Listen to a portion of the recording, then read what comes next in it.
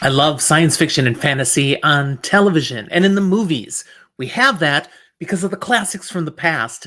And this is the start of a series looking at the top 10 actors of science fiction and fantasy from each decade. We're going to review some amazing actors and remind you of some awesome shows.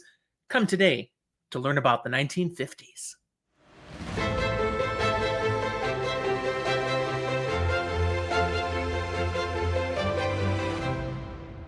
Welcome to Fantasy for the Ages, the show where a father and son talk about fantasy, science fiction, horror, and other nerdy things we enjoy. I'm Jim, the father of this show, bringing to you this episode talking about wonderful, amazing actors of science fiction and fantasy all through the decades. What we have today, we owe to those who came before. I'm going to be giving you a top 10 list. I've gone back and looked through the annals of all these past shows, the actors who are all over them, and I'm bringing to you what I consider the top 10, a ranked list. And I think you're going to find it fascinating. The farther back we go, the more likely you're going to hear about things you don't remember, you've never heard about, and you might want to go check them out. But you should be curious. How many of these actors, how many of these shows will you actually know? You might even have seen some of them. Today we're talking the 1950s. This was a different era, very different types of content coming to the screen, and yet the science fiction is pure and tremendous. The fantasy is unusual and not quite as fantastical as we get to eventually, but still sweet to enjoy. And I got to tell you, elements of horror slipping in here because that came to the screen first. I mean, Dracula, Frankenstein back in the 1930s, people couldn't get enough of this stuff. And it still has a real impact in the 1950s, still in movies, but also things coming to television. A fairly new medium in many households with tiny little screens, but still people gathering around them and enjoying the content. So, as I've created this list, what I've looked at is the different kinds of movies and television shows that actors may have been a part of and considered the impact these had on the genre, how prevalent they were, how many different types of things you could see them in, and how much influence it had on what came afterwards. And that's how I ranked my 10. I'm going to share with you some of the top appearances they had during the decade. Many of these actors had more than one decade they were in, but I'm focused only on the 1950s today. You may see some of these actors show up in more than one list. I'm not listing any more than 5 things that anybody is in. Some of them, less than 5 that fall in science fiction and fantasy, but many of these actors were involved in many genres. And I may mention some of that as we go along, but for the ranking purposes, it's coming from SFF. That's what matters. The first actor I have to bring to you today is Whit Bissell. Whit was a fairly prevalent actor in lots of different genres, but he made some big impacts in science fiction and fantasy in the 50s. There are 3 major hits that he was a part of. First, we had The Creature from the Black Lagoon in 1954. Everybody knows this movie. He plays Dr. Edwin Thompson, a kind-hearted scientist who joins an Amazon expedition to study a mysterious prehistoric creature, only to become one of its unfortunate victims. Then we've got, in 1956, an absolute classic, Invasion of the Body Snatchers. He plays Dr. Hill, a skeptical doctor who listens to a frantic man's horrifying tale of alien pod people replacing humans in a quiet California town, only to realize the invasion may be already underway. The last turn he has in the 50s that's worth mentioning is I Was a Teenage Werewolf. In 1957, he plays Dr. Alfred Brandon, a ruthless psychiatrist who experiments on a troubled teenager, played by a young Michael Landon, transforming him into a murderous werewolf through hypnotic regression therapy. That was one of my early enjoyable horror films as a kid, watching old black and white reruns. Great stuff. Whit Bissell, number 10. For number 9, I'm bringing you John Hoyt. Now, this is a great actor who causes me to break my rule because he's featured pretty evenly in both the 50s and the 60s, but not enough that I wanted to list him in both. So I'm putting him in the 50s. He's the only one in this whole series I plan to do like this. But in the 50s, we've got When Worlds Collide in 1951, where he plays Sidney Stanton, a wealthy but ruthless financier who funds a last-ditch space ark project to escape Earth's impending destruction, only to face the consequences of his own arrogance. As a kid, I just loved this science fiction movie. Black and white, excellently done, and yeah, he gets what he deserves. Then in 1958, we have Attack of the Puppet People, where he plays Mr. Franz. He's a lonely and unhinged doll maker, using a secret shrinking process to turn people into miniature living figurines to keep as his personal companions. We will hear that again on this list. But oh yeah, he's the mastermind, and what a good role. Now I'm giving you prominent in the 60s for him. 1964, he played in the Star Trek pilot episode as Dr. Phil Boyce, the chief medical officer, the role that would be revised for the actual show to be Dr. McCoy. In this unaired Star Trek pilot called The Cage, the USS Enterprise under Captain Christopher Pike encounters an alien advanced race, the Telosians, who use powerful illusions to manipulate their captives. And there we've got John Hoyt turning in a really admirable role as Dr. Boyce. I wish we could have got more of him in Star Trek. And this does come around to be used in a two-parter later in the Star Trek run. So he does make it to the screen, still in the 1960s. That's my number 9, John Hoyt. For number 8, I'm going to Allison Hayes. Now, Allison's got 4 things I'm showing here. One of them is actually from 1960, and usually I won't do that, but it just felt right to lump it with the 50s because her big roles were right at the end of the 50s. This one was filmed in the 50s and just shows up early in 1960. But let me give you the films. First, we've got The Unearthly in 1957, where she plays Grace Thomas, a woman seeking treatment at a secluded sanitarium who discovers that the sinister doctor is conducting horrifying experiments to achieve eternal youth. Then she turns in a role in Zombies of Maratau, 1957 as well, playing Mona Harrison. Treasure hunters are searching for a sunken fortune off the African coast when they fall prey to an undead crew cursed to guard the treasure for eternity. She has a great role in this, and even at one point, turns into one of the zombies. Pretty well done.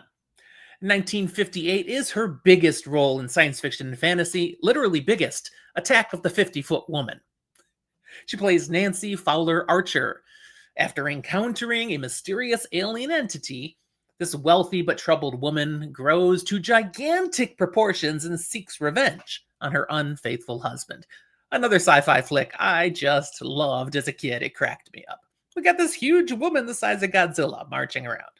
Finally, then, the 1960 flick I'm squeezing in is The Hypnotic Eye, where she plays Justine, a mesmerizing stage hypnotist, and his mysterious assistant are linked to a series of gruesome self-mutilations, leading a detective to uncover their deadly secret. Pretty disturbing flick, but a good one. That's Allison Hayes. Number 7, Jeff Morrow. For Jeff, I've got 4 flicks to show us here. 1955 starts us off with This Island Earth, where he plays Exeter, a benevolent alien scientist who secretly recruits Earth's top minds to help save his worn-torn planet, but struggles against his own people's ruthless agenda. Then in 1956, we've got The Creature Walks Among Us, where he plays Dr. William Barton. This time he's an obsessed scientist who captures the Gill Man, the creature from the Black Lagoon, and attempts to transform it into a land-dwelling creature, leading to tragic consequences. 1957, he's got 2 appearances. First, Kronos, where he plays Dr. Leslie Gaskell, A team of scientists must find a way to stop an enormous energy absorbing alien machine that threatens to drain the Earth's power supply. And also in 1957, The Giant Claw. What a name. He plays Mitch McAfee, a skeptical pilot who is forced to lead the fight against a gargantuan antimatter protected bird that is terrorizing the skies and destroying cities. These special effects crack you up. But in the 1950s, this is the best there was, and people were eating it up. That was number 7, Jeff Morrow. Barbara Rush. Now, I've only got 2 entries for Barbara Rush, but they were both big splashes when they came out, and she was prominent in each one. First, When Worlds Collide from 1951. I've talked about that flick already on here, one of my favorites as a kid. She plays Joyce Hendren. As Earth faces imminent destruction from that rogue planet on a collision course, a small group fights for survival by building the space ark to escape to a new world. She's one of those key players involved. And then in 1953, it came from outer space. Her role was Ellen Fields, a school teacher who becomes caught between skepticism and belief when her astronomer boyfriend insists that aliens have secretly arrived and are taking over the local townspeople. Oh, that's from a different show that I haven't talked about yet, because it's not in the 50s. If you know what it is, bonus points for you. Number 5, Mara Corday. We've got 3 great science fiction films here that Mara was featured in. First one is Tarantula in 1955. She plays Stephanie Steve Clayton, a resourceful scientist assistant who helps uncover the terrifying truth behind a giant, mutated tarantula rampaging through the desert. Eric Hahn, I bet this one's a flick that you would enjoy. Then we've got 1957, The Black Scorpion. She plays Teresa Alvarez. A volcanic eruption unleashes monstrous prehistoric scorpions that terrorize Mexico, forcing scientists and the military to find a way to stop them. Again, we've got a theme going on here. Giant tarantula, giant black scorpions. Now let's go to 1957's The Giant Claw, which I mentioned for the last person here. Mara plays Sally Caldwell. In this movie, a scientist and his colleague must convince the military that an enormous otherworldly bird with an antimatter shield is real before it destroys the world. Number 5, there you go, Mara Corday. Number 4, John Agar. I've got 5 entries for John here. We start off with 1955, Tarantula again, where he plays Dr. Matt Hastings, a small-town doctor who discovers that a scientist's growth experiments have created a gigantic rampaging tarantula, threatening the desert landscape. Also in 1955, Revenge of the Creature. He plays Professor Cleet Ferguson. This is another Creature of the Black Lagoon movie. There was a number of these. In this movie, the captured gill man is taken to a marine park for study. But he escapes, of course, abducting a female scientist and wreaking havoc on the city. In 1956, he appears in The Mole People, where he plays Dr. Roger Bentley. In this movie, a team of archaeologists stumbles upon an underground civilization ruled by a cruel, ancient race that enslaves a population of subterranean mole-like beings. 1957, The Brain from Planet Eris. He plays Steve March, a brilliant scientist who becomes possessed by a malevolent alien brain. I don't know who was thinking these things up. And this being seeks world dominion while a benevolent alien tries to stop it. Finally, in 1958, a movie I've already mentioned, Attack of the Puppet People. He plays Bob Wesley, a man who's investigating his fiance's disappearance and then discovers that this lonely, deranged doll maker has been shrinking people to keep his living toys. Yeah, John Agar, number 4. Number 3, I bring you Kenneth Tobey. We've got 4 films to highlight here. First, The Thing from Another World in 1951, where he plays Captain Patrick Hendry. A group of scientists and military personnel at an Arctic research station must battle a hostile, shape-shifting alien creature unearthed from the ice. Does that sound familiar? It should. This was the first adaptation of a book that later is adapted as The Thing, a fantastic sci-fi horror movie. This one's pretty good too. But the special effects, not quite as strong as what comes later. Then we've got the Beast from 20,000 Fathoms that appeared in 1953, where he plays Colonel Jack Evans. In this movie, a prehistoric sea monster, awakened by atomic testing, which was kind of a theme for some films at this time, this monster rampages across the Atlantic before reaching New York City, where the military, including Colonel Evans, struggles to stop its path of destruction.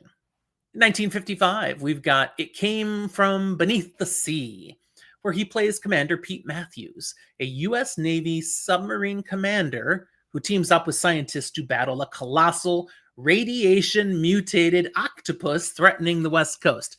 See? Radiation mutated nuclear testing. There we go. It's a popular theme. Also, little things made big. But in 1957, something totally different. The Vampire, where he plays Sheriff Buck Donnelly. Here, he's a small-town sheriff investigating a series of bizarre deaths, only to uncover that a respected doctor has been transformed into a monstrous, bloodthirsty killer due to an experimental drug. Nice range of things. Number 3, Kenneth Tobey. For number 2, I bring you Faith Domergue.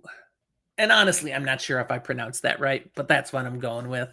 We've got 4 films featuring her, and they all came out in 1955. She was a very busy lady. First, This Island Earth, where she plays Dr. Ruth Adams. Here we've got a group of top scientists recruited for a mysterious research project, only to discover they are pawns in an intergalactic war. We had another actor who was playing one of the aliens who was using the scientists. She's one of the scientists. It Came From Beneath the Sea in 1955. She plays Professor Leslie Joyce. Here, that giant radioactive octopus emerges from the ocean's depths, threatening coastal cities, and she's part of the team of scientists who work with the Navy, racing to stop it. 1955, very different movie, Cult of the Cobra, where she plays Lisa Moya and the Cobra Goddess. After a group of American soldiers disrupts a forbidden cult ritual, they are hunted down one by a woman who may be the incarnation of a vengeful snake goddess. So yeah, she has some fun in this film. Very different from a lot of the 50s movies where we're so heavily into the sci-fi. This is more mystical fantasy. The final film I'll highlight is The Atomic Man, which came out in 1955. It was a British film called Time Slip and released as The Atomic Man in the United States. In this one, we've got Faith playing Jill Rabowski, the basically girlfriend of a news correspondent who comes upon a scientist who has a near-fatal accident, only to gain the ability to see the future 7 seconds ahead. Kind of odd, but it has its advantages, and this person ends up in the center of an international espionage plot with both the correspondent and his girlfriend, Faith, being involved in this whole thing that comes about. It's a mystery intrigue film with a sci-fi twist, and again, 1955. Really busy time for one particular artist. But we get to number 1 on the list, and I give you Richard Carlson. I've got 5 key ones to share with you in which he appears, all pretty much elements of science fiction, except the first one that I'm going to bring to you, which is The Maze, which came out in 1953, where he plays Gerald McTeam. He's a man who inherits a remote Scottish castle and soon discovers a terrifying secret hidden within its labyrinthine halls. Ooh. So, a little mystery, a little spookiness. Then we just lean into the sci-fi, starting also in 1953 with It Came From Outer Space, where he plays John Putnam. After witnessing a meteor crash in the desert, this amateur astronomer discovers that alien visitors are secretly taking the forms of local townspeople. Also in 1953, he appears in The Magnetic Monster as Dr. Jeffrey Stewart, a government scientist who must stop a rapidly growing, energy consuming radioactive element before it destabilizes the planet. In 1954, he appears in Creature from the Black Lagoon, the original of this creature feature series. He's playing Dr. David Reed. This is where a scientific expedition in the Amazon uncovers the prehistoric gill man that becomes dangerously fascinated with a female researcher. The final appearance in the 50s in this genre is Riders to the Stars. Here he plays Dr. Jerry Lockwood, one of a team of scientists training for a daring space mission to capture a meteor and study cosmic radiation's effects on metal. All right, there we go. All of these actors, please understand this, were involved in lots of other things as well, but these are the highlights from science fiction and fantasy. How many of them are you familiar with? Which of them did you see years ago, maybe like me as a kid, watching old reruns in black and white? Or maybe a colorized version thanks to Turner Classic Pictures. Remember those colorizing? They were good and bad. How many of these actors were you already familiar with? Before I started doing the research, I didn't know practically any of these names. I knew of most of them from films I'd watched. I mean, I loved those creature features. This was a lot of fun to do. I hope you enjoyed it. Share your thoughts down in the comments below. Any memories it brought up for you, and any key actor that you want to highlight from the 50s that I didn't bring up, or any great films that you just want to give some love to. I'll take it. Put it down in the comments. And don't forget to look for the next episode where we move into the 1960s, and I think you're going to find some much more familiar names joining the list. Thanks for watching. We'll talk to you next time.